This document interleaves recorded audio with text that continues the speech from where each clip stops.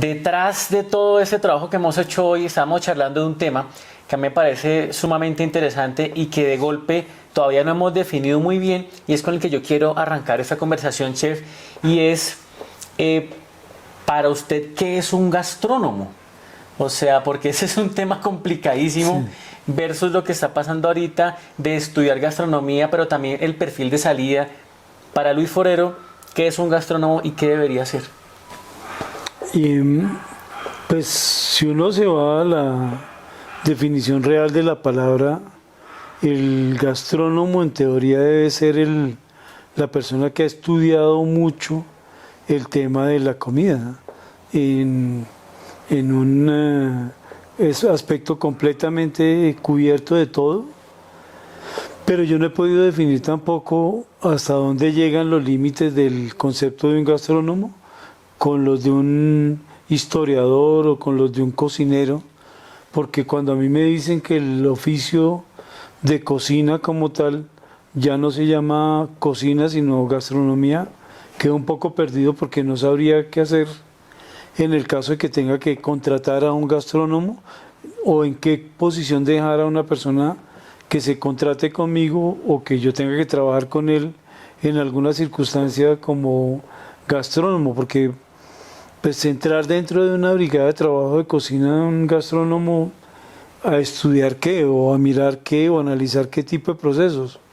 Quizás de pronto el equivocado soy yo en el tema, pero yo creo que el criterio de lo que es cocina es uno solo. Uno es cocinero, se forma como cocinero y seguirá de por vida si llegue a ser chef ejecutivo, certificado y todo, seguirá siendo cocinero porque esa es la profesión, ese es el oficio. Pero no sabría definir de ninguna manera si podría uno eventualmente cambiar a un chef ejecutivo o a un cocinero por un gastrónomo, porque es demasiado amplio el concepto y no cubre específicamente lo que uno creería que debe cubrir. Quizás los gastrónomos de este país, que algunos ya pueden ser egresados de universidades, pues pensarán que lo que yo estoy diciendo es un poco como deschavetado desde el punto de vista de no dejarle como el crédito a lo que tiene que ser en eso, pero yo creo que a veces con la cocina se ha ligado de una manera equivocada el concepto y se maneja con cosas que quizás nunca las vamos a entender como deben ser, porque pues para nosotros quienes somos cocineros siempre se estudió cocina y uno seguirá siendo cocinero por siempre. Pero fíjese que usted ahí aborda como por ahí por la mitad otro tema que yo siempre he pensado, y es qué tan presumidos somos en Colombia cuando obtenemos un título, ¿sí? En especial, digamos, en nuestra experticia, en nuestra área de lo que es la cocina y la hotelería y lo demás, versus ese mismo título o esos mismos logros de pronto en el extranjero. Hablábamos también de esa persona que llega con la actitud de que hay que hacer, ¿sí? Versus el que llega con el título exigiendo cosas. ¿Cómo sería ahí cómo se engrana eso? Yo creo que aquí hay una cosa que, a ver, el título no es el que hace al maestro, honestamente. Quizás mucha gente empírica ha sido muy buena y han logrado escalar posiciones muy importantes y todo. Desde el punto de vista de lo que estamos hablando, ¿qué tanto nos pesa a nosotros un título en este país? Mucho. Nosotros aquí queremos creer que quien va a ir a hacer nuestro oficio, nuestro trabajo, no soy yo como tal, no son las manos de Luis Forero, sino es un título el que va a ir a cocinar o el que va a funcionar en una planeación o en una programación o llevando adelante una producción. Pero yo creo que es un poco equivocado. La experiencia no está basada en un cartón. Hay mucha gente que estudió el oficio y se fueron a su casa a hacer otra cosa totalmente diferente y se quedó en la formación que le hicieron a esa persona desperdiciada, o quizás no era el enfoque, pero no quiere decir que esa persona cuando regrese y se quiera volver a enrolar ya va a estar en un nivel superior de lo que estamos hablando, porque no, o sea, los títulos pueden empezar a nivel nobiliario y toda esta cosa, pero a nivel laboral lo que cuenta es la experiencia, y si una persona demuestra su experiencia así sea con muy pocos títulos, pero demuestra experiencia, eso es más valioso que cualquier certificado o diploma de cualquier escuela del mundo. Obviamente las escuelas sí sirven para que yo sepa que una persona ha recibido una X o Y o Z formación basado en muchos principios de gente muy importante que ha sido quien ha orientado esa escuela, pero no quiere decir que eso sea garantía de nada. La garantía la da uno mismo con su experiencia. Y también como que hay algo que no termino de entender muy bien y es por qué todavía nos sigue costando el entender cómo interpretar nuestra cocina local, nuestra propia cocina, ¿no? Todavía hay cierta resistencia en la hotelería, aunque cada vez es menos, de hacer un evento muy elegante, pero con lo propio, que va también amarrado un poco de ese estudio que tuvo que tener el cocinero antes, bien sea autodidacta o bien sea que participó en un congreso o algo y que vio que de su cocina podía también hacer una alta cocina. Si es posible llegar a presentar, digamos, un común denominador de alta cocina colombiana en la hotelería. Pues es que, a ver, hay una cosa, Andrés, es que estos procesos de empezar a entender que uno tiene que crear identidad a través de lo que ha vivido toda su vida y entender que la parte sociocultural de los habitantes de cada pueblo, de cada país, es muy importante porque es realmente lo que cuenta la historia de donde la persona vive. Pues nosotros no deberíamos de ocultarlo ni de sentir vergüenza ni nada por este tipo de cosas que pasan aquí. Ya hoy día hemos ido rompiendo un poco de mitos, pero nos queda todavía mucho por hacer. Pero yo recuerdo haber escuchado de mexicanos y de peruanos lo difícil que fue el proceso de ellos para poder entender que su cultura y que su tradición estaba basada en un comportamiento gastronómico muy específico y que les costó mucho trabajo cambiarle la mentalidad a la gente para este tipo de cosas, y aún todavía sigue habiendo un clasismo social muy marcado por las costumbres foráneas que hacen que la gente empiece a creer que lo de afuera es mejor que lo que tienen acá. Pero definitivamente nosotros no podemos negar que la crianza nuestra fue con lo nuestro, con lo de acá. Y que no quiere decir que porque fue hecha la crianza con lo nuestro, con lo de acá, tengamos que irlo deteriorando, irlo desmejorando, sino por el contrario tenemos que irlo puliendo e ir llegando a niveles donde podamos llegar a igualar culturas mucho más reconocidas que la nuestra. ¿Que nos va a tomar tiempo? Pues claro, pero yo creo que ya en algunos años ya tendremos un poco más de orgullo nacional por la parte gastronómica, porque además yo veo que ya hay mucha gente que se ha ido a especializarse y a buscar a ver cómo resaltar o exaltar todo lo que nosotros podemos hacer aquí con la gastronomía colombiana, y si no con la gastronomía, con los ingredientes propios locales de aquí. Y ya hay mucha madera para poder de eso construir cosas bien importantes que en el futuro nos van a dar todo el reconocimiento que queramos a nivel mundial de la gastronomía colombiana o local, donde vivimos. Yo tengo una sospecha, pero es una sospecha, y es que cuando uno empieza a leer, se le abre la mente y empieza a vivir otros mundos. Eso también lo tomo algo que dice Mario Mendoza, ¿no? El que lee deja de vivir su propia vida y empieza a vivir muchas vidas más. Estamos alrededor hoy de una biblioteca hermosa, porque ahí estábamos mirando ahorita que hay libros hasta autografiados, hay enciclopedias, hay absolutamente de todo. ¿Qué tan importante y cuál fue el libro o el primer libro o de pronto los últimos que lo marcó usted? Pero qué tan importante para un cocinero es leer, es no solo entender que la práctica lo hace, sino también dedicarle un poquito a leer. ¿Qué tan importante es eso? Yo creo que es muy importante, porque es que a ver, la lectura como tal, en el contexto que la quieran llevar, siempre será cultura. Sí, yo leo y me estoy culturizando todo el tiempo, pero si yo no leo, pues no tengo acceso a muchas cosas que otras personas sí pueden ir viendo y pueden ir entrando en mundos nuevos y eso abre muchas puertas. Nosotros aquí en Colombia realmente todavía tenemos un promedio muy bajo de lectura al año por persona y deberíamos de incentivar mucho más el poder leer. Y hay muchísimo material porque es que ya no es solamente los libros que formaban parte de una generación que no tuvimos tanta tecnología para podernos formar, pero los libros formaban a una generación de gente que le afanó investigar y le afanó empezar a ver con otros ojos lo que podía llegar a ser en el futuro. Entonces, yo creo que es súper importante que el cocinero lea y se esté capacitando todo el tiempo. Yo a veces escuchaba la frase que decía que la cocina era como la medicina,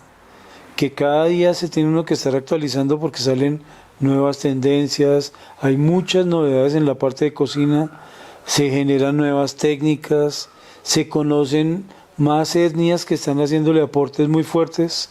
a la gastronomía de diferentes sitios del mundo. Entonces yo digo que si uno para de estudiar y para de leer, pues está privándose de poder ir actualizando más su conocimiento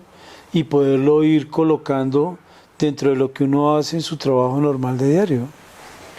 Uno pensaría que después de trabajar muchos años en cocina, como es su caso,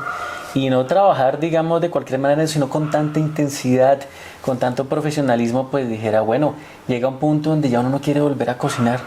no quiere, ya se cansó de eso, o como que se jubila y se retira de la cocina. Uno sí se jubila de ser cocinero, se jubila de todas esas emociones encontradas, de los aromas, de los sonidos, llega a un punto de calma donde los toros se ven detrás de la barrera. ¿Qué pasa ahí en ese momento? Yo creo que uno llega a un punto en donde su estado físico ya se ha mermado bastante. Empieza uno a sentir que ya uno no tiene la capacidad que tiene un muchacho de 20, 25, 30 años para estar metido en una rutina diaria que en medio de todas las cosas es fuerte, es muy, muy pesada. Pero lo que creo es que uno no puede desvincularse nunca de la cocina. Y de hecho yo creo que me probé mucho más eso ahorita en la pandemia, que estuve encerrado porque en medio de todo, la mayor parte de la gente que estuvimos encerrados tuvimos que acudir a la cocina como un elemento de distracción, como un elemento de contactarse con otras cosas diferentes al vivir rutinas tan aburridoras que no se podían llevar a cabo cosas por fuera de lo normal, sino que le tocaba a uno estar muy encerrado, muy metido en su mundo. Y esto nos abrió también un poco el pensamiento a creer que a partir de lo que pasó con la pandemia, pues muy buena parte de la gente entendimos que uno podrá abandonar el oficio por un tiempo, pero siempre seguirá siendo una necesidad de uno estar en contacto con lo que uno ya ha vivido por tanto tiempo, y cada vez que uno lo hace lo disfruta tanto como si fuera la primera vez, aun cuando el cuerpo ya empieza a sentirse cansado de toda la cosa. Pero yo creo que mientras que uno tenga energías y mientras que uno todavía el paladar le dé para probar las cosas y sentir emociones con eso, uno no puede dejar de lado lo que siempre ha venido haciendo, porque estaría acabando uno con una parte muy importante de la pasión que lo mueve a uno en la vida, ¿de acuerdo? Entonces creo que eso, yo no me podré desvincular tan rápido, no me falta mucho para mi jubilación, pero no para mi retiro, porque quizás empezaré a ejercer la cocina de otra forma diferente, pero siempre vinculado al tema de alimentos como tal, por algo que le contaba hace un rato, que yo he sentido que siempre he estado ligado a la cocina por lo hogaroso que he sido durante toda mi vida, y eso creo que me permite poder estar más vinculado. Pero aun cuando no hubiera sido así, pues de todas maneras la necesidad física me habría hecho que tuviera que buscar cosas para mejorar mi alimentación y poder vivir bien. Entonces siento que no me voy a desvincular, y creo que es muy difícil para toda la gente que se logren soltar completamente. De hecho, tengo compañeros de la conversación que hablábamos hace un rato del grupo de estudiantes que estuvimos en la época mía estudiando cocina, hay algunos que se retiraron, dejaron el oficio. Y hoy día en los comentarios que uno oye, ellos están arrepentidos de no haber seguido, porque sienten que a través de la cocina hubieran logrado muchas cosas, quizás no volverse uno millonario, porque la cocina, dependiendo de cómo uno administre su vida, le puede dar para lo básico o puede llenarlo de plata, pero definitivamente el vínculo que ha habido siempre con la cocina es que desde niño no le enseñaron a comer y cuando uno no tiene que depender de nadie, pues simplemente tiene que aprender a poderse alimentar y a poder vivir. Y si uno se alimenta uno, vive uno mismo, pero también puede ayudarle a la gente a que sean felices a través de la comida, pues mucho mejor. Precisamente en ese tema yo quería abordar, y es que aparecen a veces en redes sociales o a veces vemos por televisión que salen y regalan comida para personas menos favorecidas o hambrientas y lo demás. Detrás del alimento, detrás de preparar los alimentos, realmente, ¿qué es lo que se encuentra cuando alguien lo prueba, sonríe, como que siente que devuelve como que esa alma que le hacía falta? Entonces usted como cocinero, ¿alguna vez tuvo un recuerdo de decir, oiga, esa vez que yo preparé esto y se lo di a tal persona o participé en tal actividad, se me quedó grabada la cara de esa persona? Sí, y más que la cara, el pensar el destino de para dónde iba la comida. Yo tuve una experiencia cuando se presentó la avalancha en Armero y en ese momento yo trabajaba con Carulla y en las cocinas de Carulla, y llegó un requerimiento de toda la gente que estaba metida salvando gente y que estaba tratando pues de solucionar de alguna manera las necesidades de la gente de allá, y nos tocaba producir en el día en ciertos puntos de venta de la compañía 5 o 7 mil comidas que iban a ir directamente a favorecerle a la gente, sí. Y yo creo que en algún momento de mi vida yo me puse a pensar y yo decía, creo que fue la época donde más esfuerzo hice porque las cosas salieran bien, porque sabía que finalmente quien se iba a beneficiar de eso era porque estaba con una necesidad muy grande y sabía que era una catástrofe y una cosa que no iba a ser fácil superarla para nadie, que no es como lo que acaba de pasar ahorita con lo de la pandemia, porque estábamos mucho cerca de nuestro hogar, algunos no tan cerca, pero en ese momento yo pensaba lo triste que era para mucha gente que quedaron sin familia, sin hogar, sin nada. Yo decía, si esto que yo estoy preparando le va a llegar a alguien y esa persona con eso va a solucionar una de sus necesidades vitales, yo quedo tranquilo, me siento contento. Y cada vez que nos tocaba hacer más y más el trabajo de eso, yo no lo sentía como trabajo, sino como un aporte a algo que debería de ser un poco el principio de todos los seres humanos, que es darle algo a alguien para que la gente pueda solucionar sus necesidades sin tener que volverlo un hábito, un concepto facilista, sino que simplemente era una situación netamente crítica que había que atacarla de alguna manera, y sentí muchísima satisfacción de hacerlo. Me alegra mucho ver cuando en la mesa en que yo estoy cocinando estoy atendiendo a una persona que tiene sus bolsillos con el dinero porque pueden pagarlo. Me alegra igual, pero siento que a veces a uno le da una dosis más alta de felicidad saber que la comida de uno está llenando una necesidad tan grande como lo que pasó en esa situación. Entonces eso me alegró mucho y pienso que la cocina tiene facetas tan bonitas como esa. Puede uno contribuir a las tragedias y a las cosas donde la gente está en crisis, y además no solo va a quedarle el recuerdo a la gente por lo que les dieron, sino le queda a uno de haber podido contribuir de alguna manera. Entonces, esa es una situación buena, una situación chévere.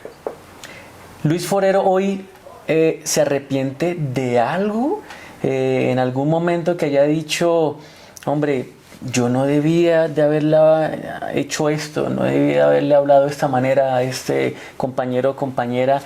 mejor venga, lo busco, le digo, venga, arreglemos esto, o se quedó callado y todo quedó ahí. ¿Alguna vez pasó esto? No, yo creo que sí, sí tengo muchos arrepentimientos laborales, porque yo no sé, pero yo a veces siento que en la vida laboral del cocinero se llega a ciertos puntos donde los niveles de exigencia son más altos y donde uno esperaba demasiado de mucha gente y había gente que todavía no tenía la experiencia para poderle dar a uno lo que uno pensaba que deberían dar. Sí, a veces me arrepiento más que cualquier cosa de no haber entendido muchas situaciones que por mi inexperiencia en ese momento no sabía que mucha gente se tocaba al momento en donde yo exigía tan fuerte ciertas cosas, donde no estaba yo mismo colocando de mí mismo para entender un poco lo que humanamente esas personas tenían que vivir. Entonces, la puntualidad de una persona, y cuando una persona tenía que atravesar toda la ciudad para poder venir a cumplir un turno de madrugada, pues, o la exigencia de una persona que no comiera o que no estuviera haciendo desorden dentro de una cocina produciendo, cuando sabía que a veces tenían demasiadas carencias y como que no entendía mucho el tema, y además a veces me volvía demasiado psicorrígido con algunas cosas, que hoy día pienso que ya mi nivel en esa parte no es que haya decaído, pero sí se abrió un poco más a entender lo que puede pasarle a un ser humano como ser humano, como persona. Y eso pues le genera a uno pensar, hombre, de verdad que yo lo había podido hacer de otra manera distinta. Hasta donde he llegado siento que no tengo arrepentimiento porque le debo a alguien algo que me haya parado encima de la cabeza de él para yo salir adelante. Porque siempre traté de, pues como de ir paso a paso a donde tenía que llegar. Pero sí a veces pienso que mucha gente se quedó en el camino, quizás por sus propias circunstancias o a veces porque su intención llegó hasta ahí nada más. No han sido cosas tan dolorosas como uno podría pensar. De mi parte laboral, de mi parte personal, pues creo que no siento arrepentimientos de cosas malas porque no he hecho cosas malas. He tenido cambios en mis situaciones de vida, pero no ha sido buscando hacer el mal, y siempre cuando uno está en pro de querer hacer cosas bien hechas y hacer el bien con la gente, mientras que uno no atente contra ellos ni haga cosas que no estén permitidas ni nada, pues sentir arrepentimiento no es válido. Ahorita creo que si de alguna manera eso puede ayudar a remediar mi situación como mental y moral, lo que pienso es que de pronto puedo aportarle más a mucha gente con el poco conocimiento que tengo, poderle transmitir eso a la gente para que la gente sienta que las experiencias de uno pueden servir para que ellos mejoren sus situaciones personales y puedan crecer más. Pues ese es un poco el resumen del tema. Hace ya como un año, yo creo que tuvimos un live, yo creo que fue para la pandemia, un poco más de un año, y hablamos de una pregunta un poco complicada y embolatada que me gusta hacer a mí, pero yo dije, no, venga Andrés, esa vaina ya hay que cambiarla, hay que actualizarnos, y la pregunta era lo del evento, ¿se acuerda? Que a quién llevaría el evento y lo demás. Pero en esta ocasión a mí me causa, digamos, como mucho placer pensar en uno sentarse en una mesa, en un comedor, porque es un espacio muy íntimo, es un espacio en el cual uno solo invita al que quiere, ¿sí? Como que no le tocó sino el que quiere porque es a su casa. Una cena o un almuerzo en su casa, ¿sí? La mesa, estoy viendo, es una mesa para 6, ¿sí? Está usted en la cabecera. 5 más. ¿Quiénes sí o sí deberían estar ahí por lo que han significado para su vida? Yo creo que yo solo tendría disponibles 4 puestos, porque pues tengo 2 motivos de mi vida muy grandes para mantenerme, que son mis hijos, y ellos significaron mucho para mí y siguen significando muchísimo. Y en esos 4 puestos pues hay un ser humano que ha sido quien hoy día me acompaña y está conmigo y me lidia y me mantiene toda la cosa como ser humano, en mi parte moral y espiritual y todo. Y en los otros estarían sentados, creo que los principales mentores que creyeron en mí, que me dieron la mano en los momentos en que yo sentí la necesidad de querer ir avanzando en la vida y que nunca me ha dolido reconocérselo a nadie, porque al contrario siento una cuota de agradecimiento muy grande por ellos. Personas que ya ni viven, porque hubo gente que creyó en mí y yo decía, no tenía que hacerlo, pero lo hicieron y lo hicieron de muy buena fe, y eso es lo que me ha dejado que yo llegue hasta donde estoy en este momento. Quizás yo no sé si la medida del éxito de las personas está en la parte económica o en la parte moral o en la parte, yo no sé, social, pero yo en este momento de mi vida me siento pues con mucha felicidad de muchas cosas que me han pasado, y mucho del apoyo que he recibido ha sido esas personas que se sentarían en esa mesa conmigo,